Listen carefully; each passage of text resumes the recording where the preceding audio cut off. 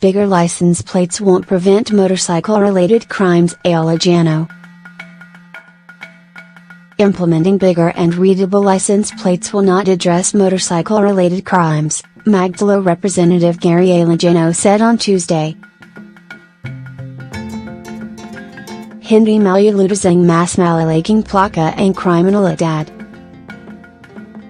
Criminals using stolen plates are a problem now and will remain that way, if left unaddressed, Alejano said in a statement. Alejano was reacting on the newly signed Motorcycle Crime Prevention Law, which sought to end the use of motorcycles in crime by requiring bigger, readable and color-coded license plates to motorcycles in the Philippines. Under the new law, new plates should be big enough to be readable from a distance of at least 15 meters. Alejano, however, explained that the law is an ineffective band-aid solution as motorcycle riders are faced with safety hazards and implementation problems from the Land Transportation Office, LTO.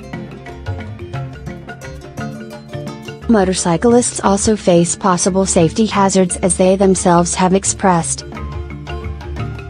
There is also the problem of implementation, with the LTO itself saying that it would be a challenge to make plates visible from a distance of 15 meters, he said. The government must put up closed-circuit television to monitor crimes conducted by motorcycle riders, Alejano noted. If monitoring is difficult, the use of technology such as CCTVs must be employed. If apprehension is a challenge, greater police presence is required, he said. Alejano added that the government should first examine the motivations of the crime. Bago natin masagot kung paano sigpuan, kailangan nating alaman kung bakit mayroon